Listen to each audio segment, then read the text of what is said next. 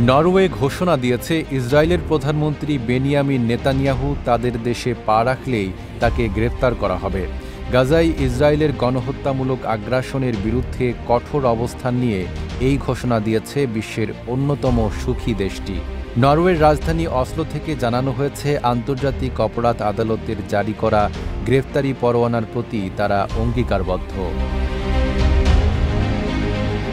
2024 সালের 21 নভেম্বর যুদ্ধ অপরাধ ও মানবতাবিরোধী অপরাধের দায়ে নেতানিয়াহুর বিরুদ্ধে গ্রেফতারি পরোয়ানা জারি করে আইসিসি। নরওয়ের উপ-পররাষ্ট্রমন্ত্রী আন্দ্রিয়াস ক্রাভিস স্পষ্ট করে জানান, নেতানিয়াহু নরওয়ের মাটিতে নামলেই তাকে আটক করা হবে। আপনার প্রিয় কাপড়ের যত্নে এলো এনজাইম সমৃদ্ধ Arik silver wash detergent powder, 500 গ্রাম মাত্র 70 টাকা। প্রিমার্ক।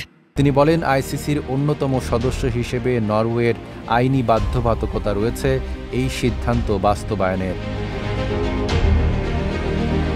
আইসিসির রায় প্রকাশের পর নরওয়ের পররাষ্ট্রমন্ত্রী এসপেন বার্থ এইডে মন্তব্য করেছেন, গুরুতর অপরাধের ক্ষেত্রে জবাবদিহি নিশ্চিত করতে আইসিসি গুরুত্বপূর্ণ ভূমিকা পালন করে থাকে। এর আগে 2024 সালের মে মাসে নেতানিয়াহু ইসরায়েলের প্রতিরক্ষামন্ত্রী ইয়াভ গ্যালান্ট এবং হামাসের 3 নেতার বিরুদ্ধে গ্রেফতারি পরোয়ানা জারির আবেদন করেছিলেন আইসিসির প্রধান কৌঁসুলি করিম খান। তার আবেদনের পরিপ্রেক্ষিতে গত 21 নভেম্বরে গ্রেফতারি পরোয়ানা জারি করে আইসিসি। নাইম আরাবী, ঢাকা পোস্ট।